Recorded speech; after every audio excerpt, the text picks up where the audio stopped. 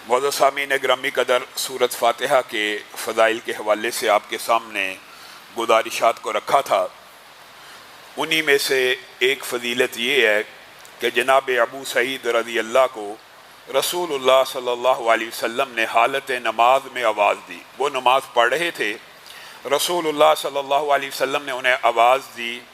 उन्होंने नमाज को जल्दी से ख़त्म किया और रसूलुल्लाह सल्लल्लाहु अलैहि वसल्लम की बारगाह में पहुँच गए। रसूलुल्लाह सल्लल्लाहु अलैहि वसल्लम ने पहले एक मसला ये समझाया कि क्या तुमने कुरान पाक की आयत नहीं पढ़ी कि जब अल्लाह और उसके रसूल तुम्हें पुकारें तो तुम फ़ौरन उनकी बात के ऊपर लब्बैक कहा करो। तो तुम नमाज पढ़ रहे थे, तुम्हें तो चाहिए था कि नमाज उसी वक़्त तोड़ देते और मैं मोहम्मद सल्लल्लाहु अलैहि वसल्लम की बात को सुनते। एक तो इस बात के अंदर आपके और मेरे लिए हदायत और रहनुमाई मौजूद है। दुनिया की सारी बातों को छोड़ा जा सकता है, ठुकराया जा सकता है, लेकिन मोहम्मदुर रसूलुल्लाह सल्लल्लाहु अलैहि वसल्लम की आवाज़ के ऊपर लब्बैक कहना, उनकी सदा के ऊपर लब्बैक कहना, उनकी हदीस के ऊपर मिन व अन अमल करना हर उम्मती के ज़िम्मे है। दूसरी बात रसूलुल्लाह सल्लल्लाहु अलैहि वसल्लम ने उनको की कि मैं तुझे मस्जिद से निकलने से पहले पहले, यानी मस्जिदुन नबवी से, ये अबू सईद अंसारी की बात हो रही है, मस्जिदुन नबवी में तू बैठा हुआ है, यहाँ से निकलने से पहले पहले मैं तुझे कुरान पाक की सबसे अजीम सूरत की खबर दे के जाऊँगा। मैं तुझे कुरान पाक की सबसे अजीम सूरत की खबर दूँगा। अब जब वो निकलने लगे तो उन्होंने रसूलुल्लाह सल्लल्लाहु अलैहि वसल्लम को कहा, ए अल्लाह के रसूल, आपने वादा किया था कि आप कुरान पाक की सबसे अजीम सूरत की खबर देंगे। ये आपके और मेरे लिए खुशखबरी की बात है कि हमें भी ये पैगाम पहुँच गया और हमने पहले आपके सामने सूरत फातिहा के जो भी फ़ज़ाइल रखे थे, मैंने और आपने अपनी ज़िंदगी के अंदर इसकी तिलावत का मामूल बनाना है। रसूलुल्लाह सल्लल्लाहु अलैहि वसल्लम ने कहा, हाँ अबू सईद, वो सूरत फातिहा है जिससे कुरान पाक की इब्तिदा होती है और इस बात के ऊपर उम्मत का इजमा है। चूँकि रसूलुल्लाह की हदीस आ गई, इजमा ना भी होता कि कुरान पाक में सबसे आज़म सूरत अगर कोई है तो सूरत फातिहा है। बाद साथियों ने ज़िमनी तौर पे कुछ सवालात किए, उनका भी जवाब दे दूं कि ये जो सूरत फातिहा का आपने दम बताया है, ये बराह रात जिस्म पे किया जा सकता है, पानी पे किया जा सकता है। तो मेरे भाइयों, ये बात याद रखें कि सुन्नत तरीका दम का ये भी मौजूद है कि रसूलुल्लाह सल्लल्लाहु अलैहि वसल्लम के ऊपर अम्मी आयशा जब दम किया करती थी तो उन्हीं के हाथों को उन्हीं के बदन पे फेरा करती थी कि उनके हाथ ज़्यादा बरकत वाले हैं। गोया हाथों के ऊपर फूंक मार कर उनका दम भी किया जा सकता है, पानी के ऊपर थुतकार कर उसका भी दम किया जा सकता है। इसमें किसी भी किस्म की कोई कबाहत मौजूद नहीं। बैन इसी तरह की हदीस जनाब उबई इब्न काब, जिनकी कुनियत आपके इल्म में होनी चाहिए, क्या है? अबू मुंजिर। और रसूलुल्लाह सल्लल्लाहु अलैहि वसल्लम ने जैसे अबू सईद को ये कहा कि तुझे पता है कुरान पाक की कौन सी सबसे बड़ी सूरत है, सबसे अजीम सूरत है, और उनको खबर दी, इसी तरह उबई इब्न काब से सवाल किया, ए उबई इब्न काब, ए अबू मुंजिर, क्या आपको इल्म है कि कुरान पाक की सबसे अजीम आयत कौन सी है? तो अबू मुंजिर उबई इब्न काब ने खुद से इज्तिहाद करके कहा, जी हाँ ए अल्लाह के रसूल, मेरे ख्याल में कुरान पाक की सबसे अजीम आयत, पहले सूरत की बात है, यहाँ पे आयत पूछी जा रही है कि सबसे अजीम आयत कौन सी है। तो उन्होंने अपने इज्तिहाद से ये कहा, जी अल्लाह के रसूल, मुझे इल्म है कुरान पाक की एक आयत, आयतुल कुर्सी, शायद कुरान पाक की सबसे अजीम आयत है।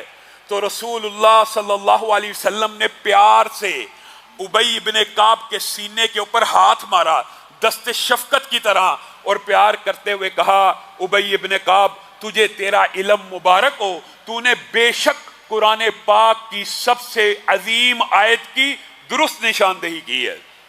और अबू उमामा की जो रवायत है वो ये है कि नबी करीम सल्लल्लाहु अलैहि वसल्लम ने इरशाद फरमाया, इसमें आदम 3 सूरतों में मौजूद है।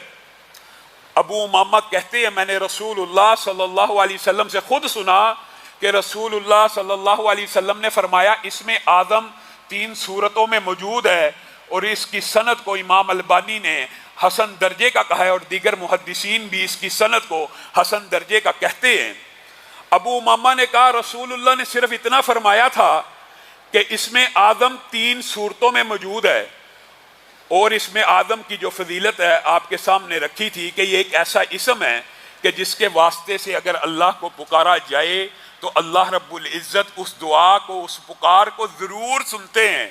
यानी अल्लाह ने अपने ऊपर ये वाजिब किया हुआ है, जब भी मेरा कोई बंदा इसमें आज़म का नाम लेकर, इसमें आज़म के ज़रिए से मुझे पुकारेगा, मैं रब उसकी पुकार का जवाब दूंगा। अबू उमामा ने कहा रसूलुल्लाह ने तो इतना फरमाया था, उनमें से एक सूरत बकरा है, दूसरी सूरत आले इमरान है और तीसरी सूरत ताहा है। तो मैं अबू उमामा ने जब से ये हदीस सुनी, मैं सूरत बकरा को पढ़ने लगा, मैं सूरत आले इमरान को पढ़ने लगा, मैं सूरत ताहा को पढ़ने लगा। और फिर इत्तफाकी तौर के ऊपर मैंने देखा कि इन तीनों सूरतों में अगर इसमें आज़म मौजूद है तो वो कौन सी कॉमन चीज़ है जो इन तीनों सूरतों में मौजूद है। कहा मैंने सूरत बकरा को उठाया, अल्लाहु ला इलाहा इल्ला हुवल हय्युल कय्यूम मिला। मैंने सूरह आले इमरान को उठाया, अलिफ लाम मीम अल्लाहु ला इलाहा इल्ला हुवल हय्युल कय्यूम मिला। मैंने सूरत ताहा को उठाया, व अनतिल वुजूहु लिल हय्यिल कय्यूम मिला। तो मैं अबू उमामा आपको ये बताता हूँ, ये बात अगली सहाबी की है, वो बात रसूलुल्लाह की थी कि इसमें आज़म तीन सूरतों में मौजूद है, सूरत बकरा, सूरह आले इमरान और सूरत ताहा में। आगे सहाबी का इज्तिहाद है कि मैंने वो इसमें आदम जब तलाश किया तो मुझे इन तीनों सूरतों में से ये आयत मिल गई। अब जब इन्होंने ये बात ताबईन को, तबा ताबईन को बतला दी कि वो इसमें आदम जो तीनों सूरतों में कॉमन नजर आता है वो अल हय्य है, अल कय्यूम है, तो उलमा ने यहाँ से इस्तेदलाल किया कि बेशक अबू उमामा ने दुरुस्त इज्तिहाद किया, क्योंकि इस लफ्ज़ के अलावा, इन नामों के अलावा कोई और ऐसी चीज़ नहीं जो तीनों सूरतों में कॉमन हो। गोया अल हई, और बाद उलमा ने यह भी लिखा है, ये आपको पता है एक तवील बाब है, बाद उलमा का रुझान है कि अल हई इसमें आदम अकेला ही है, और बाद उलमा का रुझान है कि अल हय्युल कय्यूम मिला के एक इसमें आदम है। इस बारे में अगरचे उलमा के अंदर इज्तिहादी तौर के अंदर इख्तलाफ मौजूद है, बाद हाली अल हई को मानते हैं और बाद अल हय्युल कय्यूम को मानते हैं। लेकिन मुझे और आपको क्या तकलीफ है, अल हई और अल कय्यूम कहने में कितना टाइम लगता है। अगर हम दोनों नाम कह के या हय्यु या कय्यूम बिरहमती का अस्तगीस कह लेंगे, ए हई ए कय्यूम अपनी रहमतों की बारिश मुझ पे बरसा दे, तो मुझे और आपको कितना टाइम लग जाएगा।